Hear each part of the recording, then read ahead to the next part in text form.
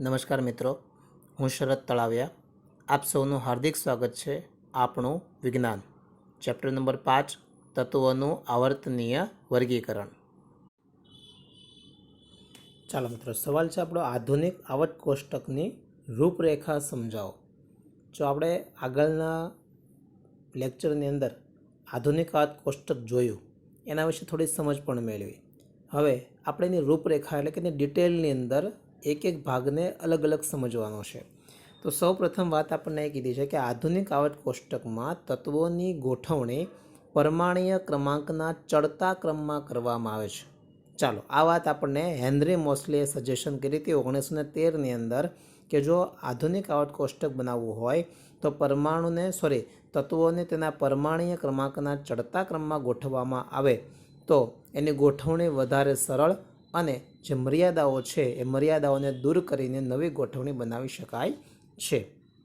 તો જો આના માટે બીજી એક વાત એ કીધી છે કે કોઈપણ તત્વનો પરમાણ્વીય ક્રમાંક એ તેના કેન્દ્રમાં રહેલા પ્રોટોનની સંખ્યા જેટલો જ હોય છે અને પરમાણુમાં જેટલી સંખ્યામાં પ્રોટોન હોય તેટલી જ સંખ્યામાં ઇલેક્ટ્રોન હોય છે.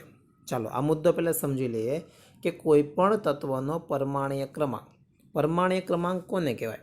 તો કે ભાઈ, પરમાણ્વીય ક્રમાંક એટલે પરમાણુમાં રહેલા પ્રોટોન અથવા ઇલેક્ટ્રોનની સંખ્યા. સામાન્ય રીતે કોઈ પણ પરમાણુની અંદર પ્રોટોન અને ઇલેક્ટ્રોનની સંખ્યા સમાન હોય છે. અહીંયા આપણને વ્યાખ્યામાં એવું કીધું છે કે પ્રોટોનની સંખ્યાને પરમાણ્વીય ક્રમાંક કહેવાય. તો તમે બીજા શબ્દોમાં એમ પણ લખી શકો કે ઇલેક્ટ્રોનની સંખ્યાને પણ પરમાણ્વીય ક્રમાંક કહેવાય. કેમ? તો કે બંનેની સંખ્યા હંમેશા કેવી હોય છે? સરખી હોય છે. તો વ્યાખ્યા આપણને કીધી છે કે પરમાણ્વીય ક્રમાંક એટલે કેન્દ્રમાં રહેલા પ્રોટોનની સંખ્યા. ચાલો, પરમાણુમાં જેટલી સંખ્યામાં પ્રોટોન હોય તેટલી જ સંખ્યામાં ઇલેક્ટ્રોન હોય છે. એટલે બંનેની સંખ્યા હંમેશા કેવી હોય છે? સરખી હોય છે. ત્યાર પછીનો મુદ્દો કીધો છે કે આધુનિક આવર્ત કોષ્ટકમાં જે તત્વોના પરમાણુઓની સંખ્યા સૌથી બહારની કક્ષામાં ઇલેક્ટ્રોન રચના સમાન જોવા મળી તેને આવર્ત કોષ્ટકમાં ઊભા સ્તંભમાં ગોઠવવામાં આવ્યા, જે સમૂહ અથવા તો કુટુંબ તરીકે ઓળખાવા લાગ્યા. ચાલો, સૌપ્રથમ પહેલી વાત કરીએ શરૂઆતના મુદ્દાની. તો આધુનિક આવર્ત કોષ્ટકમાં જે તત્વોના પરમાણુઓની સૌથી બહારની કક્ષામાં, આપણે જાણીએ છીએ કે તત્વોની અંદર જે ઇલેક્ટ્રોન છે એ ઇલેક્ટ્રોનને આપણે ગોઠવીએ છીએ, એ ગોઠવણીને આપણે ઇલેક્ટ્રોન રચના કહીએ. અને એ જે ઇલેક્ટ્રોન રચના છે એ ઇલેક્ટ્રોન રચનાની અંદર જે સૌથી બહારની કક્ષા છે એ સૌથી બહારની કક્ષામાં જે તત્વોના ઇલેક્ટ્રોન સરખા હોય, એટલે કે ઇલેક્ટ્રોન રચના બાહ્યતમ કક્ષાની સરખી હોય એવા બધા જ તત્વોને એક જ ઊભા સ્તંભમાં મૂકવામાં આવ્યા છે. અને આ ઊભા સ્તંભમાં મૂકેલા બધા જ તત્વોને સમૂહ આપણે કીધું. શું કીધું? સમૂહ. તો એ સમૂહને એક બીજું નામ આપવામાં આવ્યું છે કુટુંબ. એટલે કે એને એક જ કુટુંબ તરીકે ઓળખવામાં આવે છે. સાદી ભાષામાં આપણે સમજીએ કે આપણા ઘરની અંદર આપણે માતા પિતા ભાઈ બહેન બધા રહેતા હોય તો એક ઉદાહરણ લઈએ કે ભાઈ, ઉદાહરણ તરીકે આપણા ઘરની અંદર બધા માતા પિતા ભાઈ બહેન બધા રહી છે તો બધાના નામની આગળ સરનેમ સરખી લાગશે. શું કામ? તો કે આપણે બધા એક જ પરિવારના કુટુંબના સભ્યો છીએ. એટલે એવું જ અહીંયા આવર્ત કોષ્ટકની અંદર પણ છે કે એક જ સમૂહની અંદર જેટલા પણ તત્વો હશે બધાના ગુણધર્મો કેવા હશે? સરખા હશે. ચાલો, આવર્ત કોષ્ટકમાં તત્વોના ઊભા સ્તંભને સમૂહ કહે છે. આ વ્યાખ્યા આપણે આગળ શીખીને આવ્યા કે આવર્ત કોષ્ટકની અંદર જે ઊભા સ્તંભ છે, બરાબર, એ ઊભા સ્તંભને શું કહે છે? સમૂહ કહે છે. જ્યારે આડી હરોળને આવર્ત કહે છે. ઊભા અને આડા આ બે ભાગ આપણને કોષ્ટકમાં જોવા મળે. તો ઊભા સ્તંભને આપણે સમૂહ કહીશું અને આડી હરોળને આવર્ત કહીશું. ચાલો, હવે આ મુદ્દો ખાસ મગજમાં રાખજો. આ એક ગુણના પ્રશ્નમાં તમને પૂછી શકે કે આવર્ત કોષ્ટકમાં કુલ 7 આવર્ત અને 18 સમૂહ છે. કેટલા આવર્ત છે? 7 આવર્ત છે અને 18 સમૂહ આવેલા હોય છે. ચાલો, ત્યાર પછીના મુદ્દા પર જઈએ તો મુદ્દો એવું કહે છે કે આવર્તમાં તત્વોની ઇલેક્ટ્રોનીય રચના સમજાવો. આવર્ત એટલે કોણ? તો કે આડી હરોળ, એને કહેવાય આવર્ત. તો આવર્તની અંદર ઇલેક્ટ્રોનીય રચના આપણે સમજવી છે. તો સૌપ્રથમ આપણે શીખવું એ પડે કે આવર્તનો ક્રમ એ બાહ્યતમ કક્ષા અથવા સંયોજકતા કક્ષા માટેનું મૂલ્ય સૂચવે છે, જે કેન્દ્રથી છેલ્લી કક્ષાનો ક્રમ પણ ગણી શકાય. એટલે આ એવું દર્શાવે છે કે જો જે તત્વમાં એક જ કક્ષા ભરાયેલી હશે એ તત્વ પહેલા આવર્તમાં હશે, જે તત્વમાં બે કક્ષા ભરાયેલી હશે એ બીજા આવર્તમાં હશે, જેમાં 3 કક્ષા ભરાયેલી હશે એ ત્રીજા આવર્તમાં હશે, 4 કક્ષા ભરાયેલી હશે એ ચોથા આવર્તમાં હશે, એવી રીતે 5 કક્ષા હશે તો 5મા આવર્તમાં, 6 કક્ષા હશે તો 6ઠ્ઠા આવર્તમાં અને 7 કક્ષા હશે તો 7મા આવર્તમાં હશે. તો આના કરતાં ઉલટું વિચારીએ કે હું એમ પણ કહી શકું કે 5મા આવર્તનો જે તત્વ છે ને એમાં ઇલેક્ટ્રોનની કક્ષા 5 ભરાણી હશે, અથવા તો બીજા આવર્તનો જે તત્વ છે એમાં ઇલેક્ટ્રોનની રચનામાં 2 કક્ષા ભરાયેલી હશે. એટલે ઉલટ સુલટ આપણે બંને સમજી શકીએ. ચાલો બીજી વાત, કોઈ પણ કક્ષામાં મહત્તમ ઇલેક્ટ્રોનની સંખ્યા 2n² હોય છે.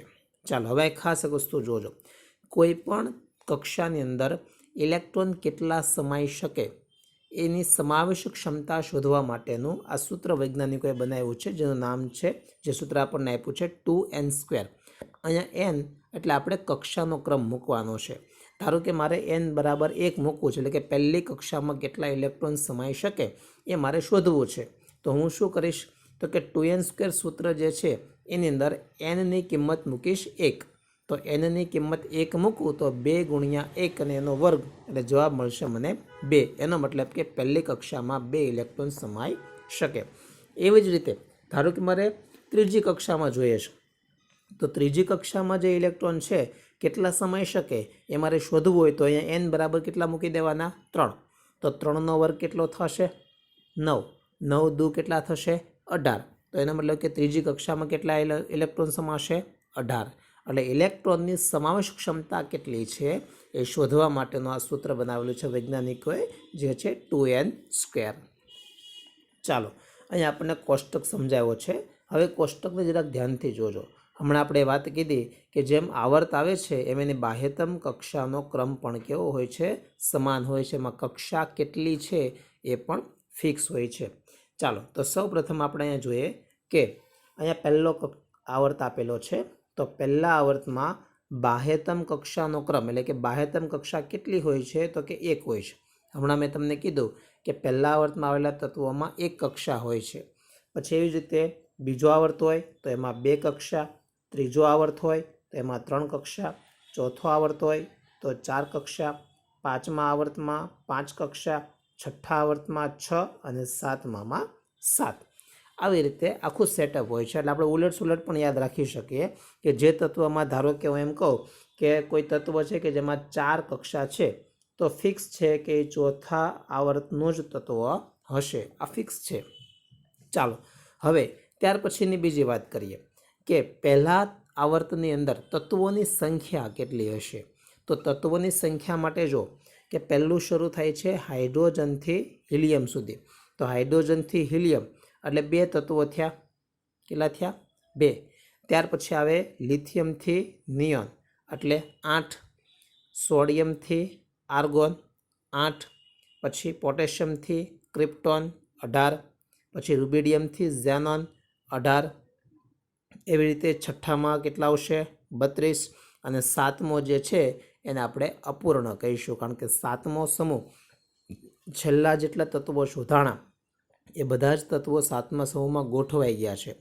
હવે પછી તત્વો શોધાશે કે નહીં એ આપણે કહી શકીએ નહીં, પણ સંશોધન શરૂ છે એટલે શોધાવાની પૂરેપૂરી શક્યતા છે. તો એ નવો શોધાયેલો તત્વ એ 7મા સમૂહમાં જ મુકાય કે 8મા સમૂહમાં મુકાય એ આપણે કહી શકીએ નહીં. એટલે આ જે છેલ્લો સમૂહ છે એને આપણે અપૂર્ણ કહીશું. શું કહીશું? અપૂર્ણ. તો આ છેલ્લો સમૂહ આપણા માટે અપૂર્ણ ગણાશે.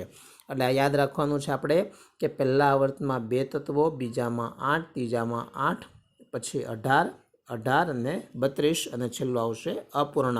એટલે શોર્ટ ફોર્મમાં યાદ રાખી શકીએ આ રીતે 2, 8, 8, 18, 18, 32 અપૂર્ણ. આવી ચાવી બનાવીને યાદ રાખી લેવાની. 2, 8, 8, 18, 18, 32 અપૂર્ણ.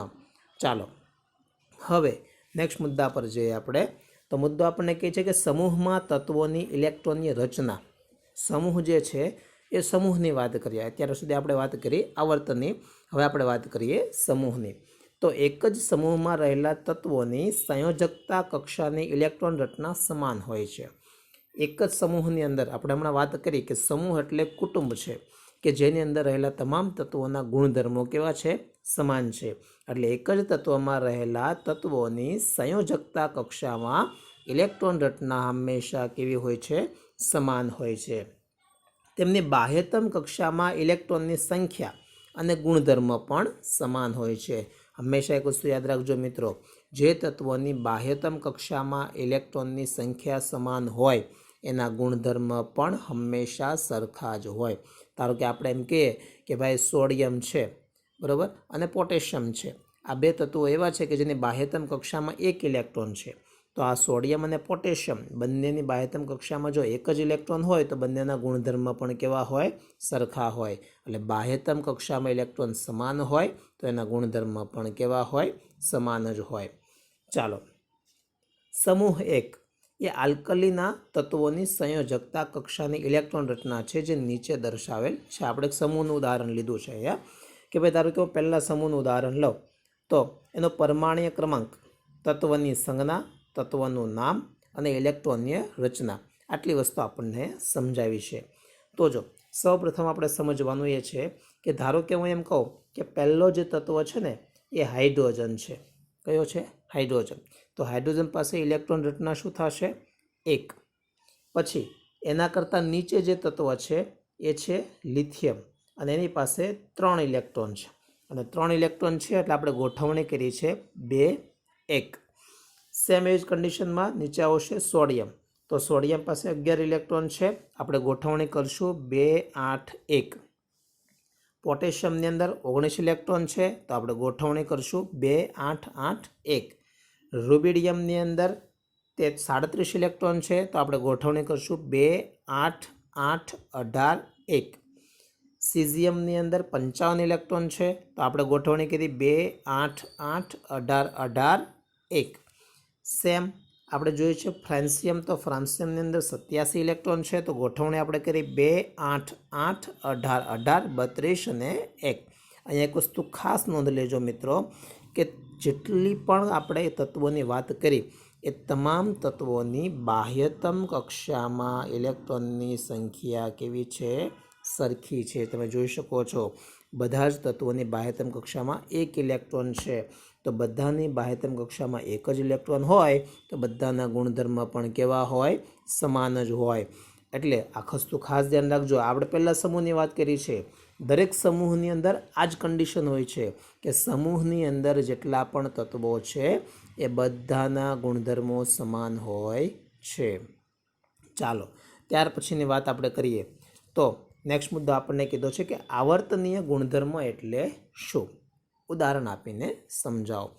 આવર્તનીય ગુણધર્મો તો કોઈ પણ આપણે ગોઠવણી કરીએ એની અંદર એક આવર્તનીય ગુણધર્મ હોય એ આપણને સમજાવ્યું છે. જો કે આવર્તનીય ગુણધર્મ એટલે તત્વોના જે ગુણધર્મ ઇલેક્ટ્રોન રચનાને આધારે નક્કી કરવામાં આવે અથવા તો તત્વોના જે ગુણધર્મો ઇલેક્ટ્રોન રચના પર આધાર રાખતા હોય તેવા ગુણધર્મને આવર્તનીય ગુણધર્મ કહે છે.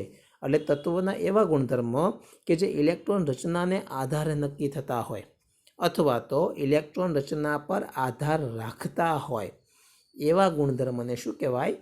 આવર્તનીય ગુણધર્મો. તો એવા આવર્તનીય ગુણધર્મો તત્વમાં કયા કયા હોય છે?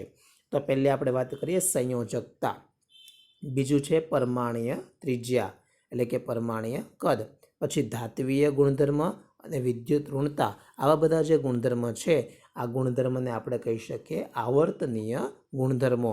આ દરેક ગુણધર્મ તત્વની ઇલેક્ટ્રોન રચના પર આધાર રાખે છે અથવા તો તત્વમાં રહેલા ઇલેક્ટ્રોનની સંખ્યા પર આધાર રાખે છે.